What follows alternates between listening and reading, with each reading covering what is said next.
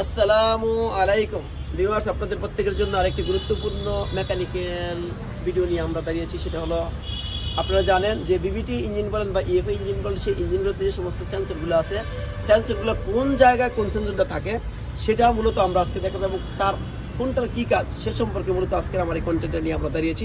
সরাসরি আমরা দেখতে পাচ্ছেন যে এই স্টুডেন্টগুলো আমাদের একটু আমরা দেখি, আমাদের এই নতুন স্টুডেন্টদের জন্য এবং আপনাদের প্রত্যেকের জন্য কিন্তু মূলত আজকে আমার এই কন্টেন্টটা নিয়ে আমি দাঁড়িয়েছি। দেখেন, সরাসরি আমরা এখন আমাদের মূল ভিডিওতে চলে যাবো। সেটা দেখেন, আমাদের এই ইঞ্জিনটা এটা একটা বিবিটি ইঞ্জিন, বিবিটিআই মানে variable bulb timing intelligence BBT engine. এই ইঞ্জিনটার যদি আমরা সেন্সরগুলো দেখতে তাহলে পরে আমরা অবশ্যই কভারটাকে খুলে নিব।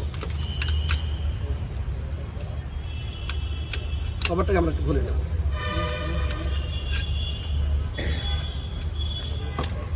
খোলো।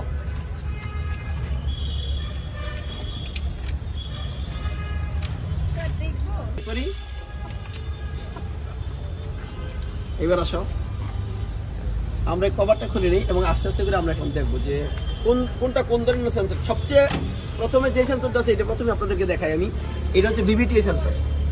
এটাকে কিন্তু বিবিটিআই সেন্সরও বলে, এবং আপনার এটাকে এই আপনার অয়েল প্রেসার সেন্সরও বলে, অর্থাৎ প্রেসার সুইচও বলে অনেকে, কিন্তু আসলে হলো কি এটা বিবিটিআই সেন্সর। এই সেন্সরটা যদি কাজ না করে তাইলে পরে আমরা সরাসরি এখানে দেখবো। আমরা এখান থেকে দেখে কাজটা বলি যে এই যে ব্যাপারটা আছে, এই সেন্সর যদি কাজ না করে তাইলে কিন্তু ইঞ্জিন নকিং করবে। আপনার আইডিয়াল অবস্থা যদি আমি রাখি তাইলে কিন্তু ইঞ্জিন আইডিয়াল অবস্থা থাকবে না, অর্থাৎ ইঞ্জিনের যে শব্দটা আছে শব্দটা পারফেক্ট থাকবে না এবং ইঞ্জিন স্টার্ট হবে না। অবশ্যই এটা হলো এই বিবিটি ইঞ্জিন ভালো থাকবে। এই বিবিটি ইঞ্জিনের জন্য এই বিবিটি সেন্সর হচ্ছে খুবই গুরুত্বপূর্ণ বলে আমরা মনে করি। এবার আসেন, দেখেন এই বিবিটি ইঞ্জিনের ভিতরে যে সমস্ত সেন্সরগুলো থাকে তার ভিতরে দেখেন এইটা হচ্ছে map sensor, MAP manifold absolutely pressure, অর্থাৎ ম্যানিফোল্ডের ভিতরে যেই এই ইনটেক ম্যানিফোল্ডের ভিতরে যে বাতাসটা যাবে ইনটেক সিস্টেমে তার প্রেসার কেমন আছে সেই প্রেসারটা মূলত দেখানোর জন্য এই সেন্সরটা ব্যবহার করা হয়।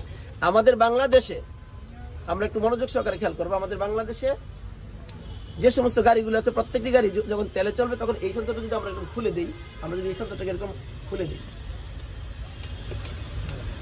এই সেন্সর যদি এরকম খুলে দিব ইঞ্জিন কিন্তু বন্ধ হয়ে যাবে, মাথায় রাখতে হবে। কিন্তু বিদেশে অনেক গাড়ি এই সেন্সর খুলে দিলে কিন্তু তেলে চললে ইঞ্জিন বন্ধ হয় না, এটা আমাদের মাথায় রাখতে হবে। এটা হলো কি sensor? Manifold absolutely pressure, map sensor.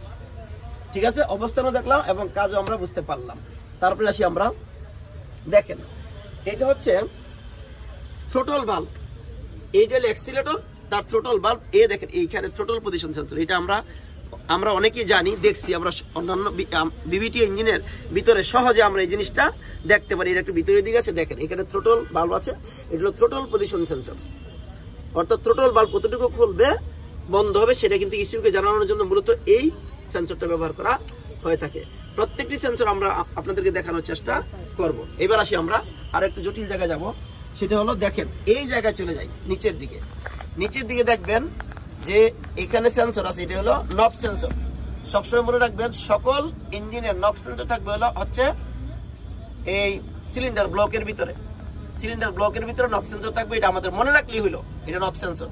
আর আরেকটা জিনিস থাকে সেটা হচ্ছে অয়েল প্রেসার সুইচ থাকে, সেটা যেমন আমাদের এই যে অয়েল ফিল্টার আছে, ফিল্টারের উপরের দিকে যেটা থাকবে সরাসরি সেটা হবে অয়েল প্রেসার সুইচ। দুইটা জিনিস থাকবে, একটা হচ্ছে কি নক্স সেন্সর, অর্থাৎ সিলিন্ডার ব্লকের ভিতরে থাকবে দুইটা জিনিস, একটা হচ্ছে নক্স সেন্সর, একটা হচ্ছে কি অয়েল প্রেসার সুইচ। ঠিক আছে, এই দুইটা জিনিস থাকবে। এবার আসি,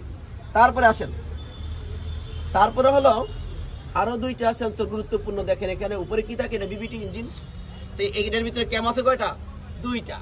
দেখেন এইটার ভিতরে ক্যাম পজিশন সেন্সর, এটা এই যে এটা হচ্ছে ক্যাম পজিশন সেন্সর। ভালো করে খেয়াল করো, ভালো করে দেখানোর চেষ্টা করো। এটা কি? এই যে আমি ধরেছি ক্যাম পজিশন সেন্সর, এই যে এটা ক্যাম পজিশন সেন্সর, অর্থাৎ ক্যাম শেপ কতটুকু গুলো, কত ভাগ গুলো, কি অবস্থান আছে, ক্যাম শেপের পজিশন কি সেটা জানানোর জন্য মূলত ক্যাম পজিশন সেন্সর ব্যবহার করা হয়ে থাকে। এই যে বিবিটি ইঞ্জিনটা আছে, এই বিবিটি ইঞ্জিনের সামনের অংশ এটা, পিছনের অংশ এটা আমরা এই জন্য বলবো কারণ এই পিছনে এইদিকে কি আছে, গিয়ার বক্স আছে, অর্থাৎ ইঞ্জিনের যেদিকে গিয়ার বক্স থাকবে সেটা হলো পিছনের অংশ। এই সামনের অংশ এটা, পিছনের অংশ এটা। পিছনের অংশে যে ফ্লাইহুইল থাকে, সেই ফ্লাইহুইলটা মূলত ফ্লাইহুইলের এখানে দেখবেন যে এই জায়গার ভিতরে আমরা একটু খেয়াল করি ভালো করে, ওখানে ফ্লাইহুইল আছে, তারপরে আপনারা একটু দেখলে বুঝবেন, আমি একটু দেখাই, আপনার দেখানোর চেষ্টা করি আপনাদেরকে।